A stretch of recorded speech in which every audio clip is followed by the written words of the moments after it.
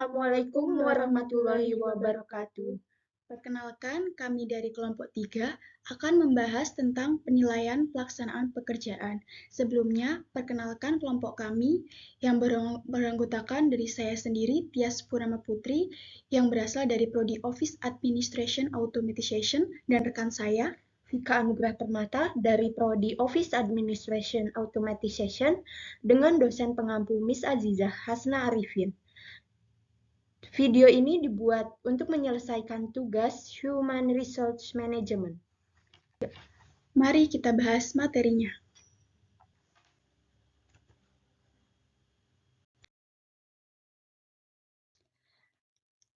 Untuk yang pertama, karyawan yang mana saja yang memerlukan umpan balik dalam penilaian DP3?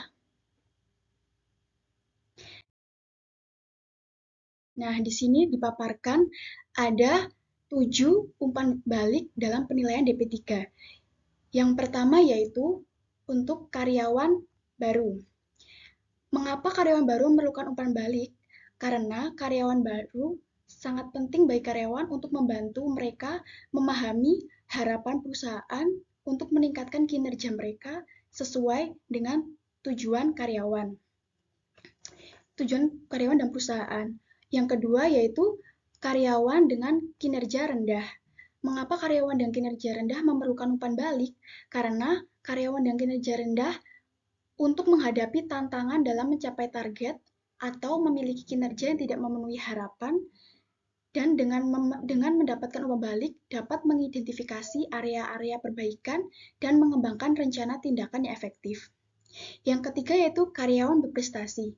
Karyawan berprestasi juga memerlukan umpan balik karena untuk mencapai kinerja yang baik perlu untuk mendapatkan motivasi dan memberikan arahan untuk pengembangan karir mereka di masa depan. Yang keempat yaitu karyawan yang mengambil tanggung jawab baru. Karyawan yang mengambil tanggung jawab baru memerlukan umpan balik untuk mengambil peran atau tanggung jawab baru dan menyesuaikan dengan peran baru mereka di perusahaan. Dan yang kelima yaitu karyawan yang memiliki keahlian khusus.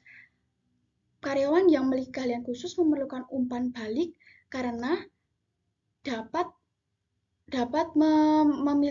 mengembangkan keahlian yang mereka miliki dan mengembangkan keahlian yang mereka miliki. Untuk yang kelima yaitu karyawan yang bekerja dalam tim. Karyawan yang bekerja dalam tim memerlukan umpan balik untuk memimpin jalannya tim supaya tim dapat bekerja sama dengan baik dan mencapai hasil yang maksimal. Dan yang keenam yaitu karyawan yang berkeinginan untuk pengembangan karir. Karyawan yang berkeinginan untuk pengembangan karir untuk mengembangkan karir mereka di masa depan dan memahami kelemahan serta kelebihan mereka dan mengembangkannya supaya mengetahui bagaimana perkembangan yang baik untuk karirnya.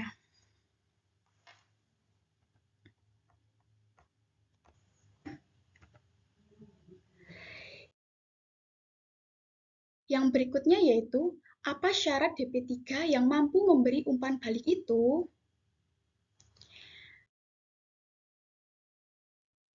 Nah, di sini ada syarat-syarat DP3 yang mampu memberi umpan balik, terdiri dari 4 syarat. Untuk yang pertama, yaitu kepemimpinan yang mendukung. Kepemimpinan di dalam organisasi harus mendorong dan mendukung budaya umpan balik yang jujur dan terbuka kepada karyawan. Jadi, pimpinan seperti manajer harus mendapatkan sifat yang terbuka kepada karyawan agar komunikasi dapat terjalin sehingga mendukung untuk pengembangan perusahaan. Dan yang kedua yaitu komunikasi yang efektif. Komunikasi yang baik antara manajer dan karyawan sangat penting untuk memberikan umpan balik, karena dengan komunikasi efektif maka komunikasi yang dijalankan bisa berkesinambungan. Dan yang ketiga yaitu objektivitas dan keadilan. Penilaian DP3 harus objektif dan adil didasarkan bukti dan kinerja yang nyata. Jadi di dalam objektivitas dan keadilan harus terdapat bukti-bukti yang konkret dan kinerja yang nyata untuk mendapatkan keadilan. Dan yang keempat yaitu waktu yang tepat. Umpan balik diberikan secara teratur dan dalam waktu yang tepat dan tidak lama. Jadi umpan balik itu harus diberikan secara teratur dan dalam waktu yang tepat.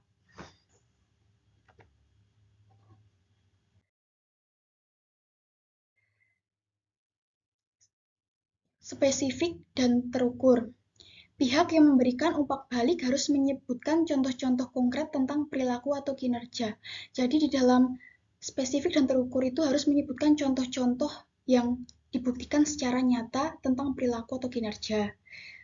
Dan yang berikutnya itu fokus pada pengembangan. Bertujuan untuk pengembangan karyawan untuk memberikan arahan untuk mencapai potensi maksimal. Jadi harus memberikan arahan-arahan kepada karyawan supaya karyawan mencapai potensi maksimal. Yang berikutnya itu dukungan untuk tindakan perbaikan. Manajer atau atasan memberikan dukungan untuk membantu karyawan mengatasi kelemahan dan mencapai tujuan agar karyawan termotivasi supaya dapat mengatasi kelemahan yang dihadapi.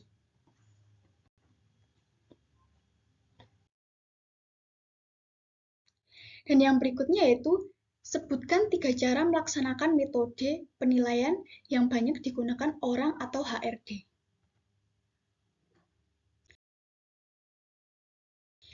Yang pertama yang disebutkan yaitu Management by Objective atau MBO. Metode ini menilai kinerja karyawan berdasarkan tujuan yang ditetapkan dalam periode waktu tertentu. Di dalam MBO ini juga terdiri dari 3 tahap, yaitu planning, monitoring, dan reviewing. Yang planning yaitu manajer dan karyawan menetapkan tujuan bersama-sama. Yang monitoring, kedua belah pihak dapat mengecek progres kerja dan memberikan umpan balik. Dan yang reviewing, manajer dan karyawan mendiskusikan hasil akhir, kemudian memberi nilai berdasarkan kinerja.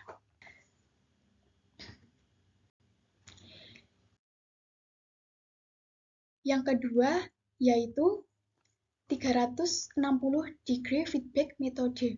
Penilaian kinerja karyawan 360 degree feedback menggunakan umpan balik dari lingkaran pengaruh di sekeliling karyawan yang meliputi manajer, rekan kerja, dan laporan langsung. Di sini melibatkan 5 komponen. Yang pertama yaitu self-appraisal. Self-appraisal yaitu melihat kembali kinerja mereka dan mengidentifikasi kekuatan dan kelemahan karyawan sendiri. Yang kedua yaitu manager review. Manager review yaitu manajer melakukan penilaian terhadap karyawan secara langsung. Yang ketiga yaitu peer review. Peer review yaitu rekan kerja satu tim menilai kemampuan karyawan yang diajak bekerja sama. Yang keempat yaitu subordinates appraising manager, yaitu manajer penilai mengevaluasi subordinates appraising manager, yaitu manajer menilai bawahan menggunakan laporan langsung. Dan yang keempat itu customer atau client review, yaitu penilaian ini berdasarkan ulasan pelanggan atau klien yang berinteraksi dengan karyawan.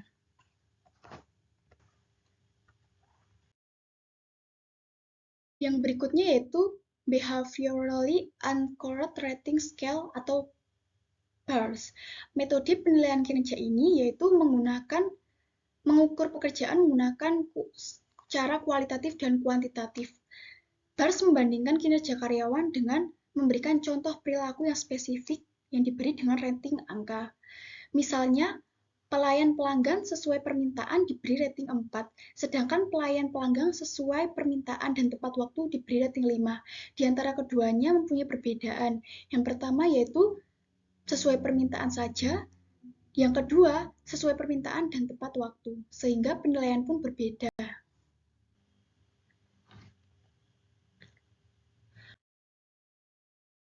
Untuk yang selanjutnya, apakah yang dimaksud penilaian menyeluruh?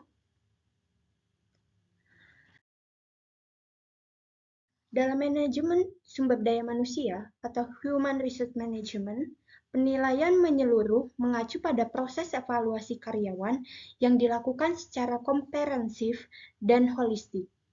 Tujuan dari penilaian menyeluruh dalam konteks Human Resource Management adalah untuk mengukur kinerja, kemampuan, dan potensi karyawan secara menyeluruh, serta untuk memberikan umpan balik yang konstruktif untuk pengembangan mereka. Penilaian yang menyeluruh meliputi ranah pengetahuan, keterampilan, sikap, dan nilai yang direfleksikan dalam kebiasaan berpikir dan bertindak.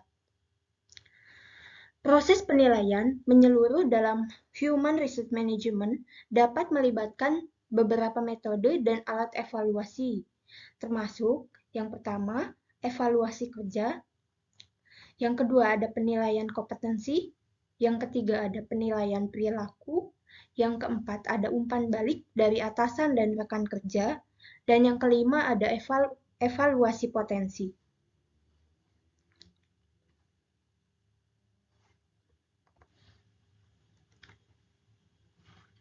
Yang selanjutnya ada bagaimana penilaian yang didasarkan dengan perbandingan. Didasarkan pada perbandingan dikenal sebagai metode peringkat, melibatkan membandingkan karyawan satu sama lain berdasarkan kriteria tertentu.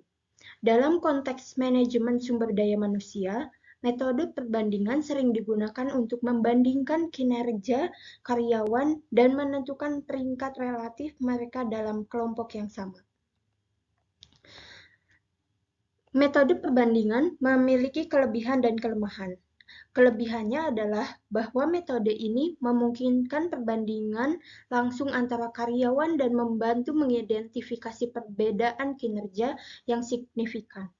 Namun, kelemahannya adalah metode ini dapat memicu persaingan yang tidak sehat, menghasilkan peringkat yang relatif subjektif, dan tidak memberikan wawasan mendalam tentang kemampuan individu secara keseluruhan.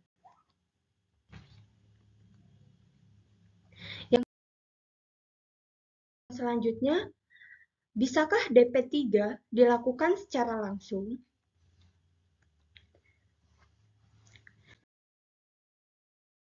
Secara umum, DP3 dapat dilakukan secara langsung.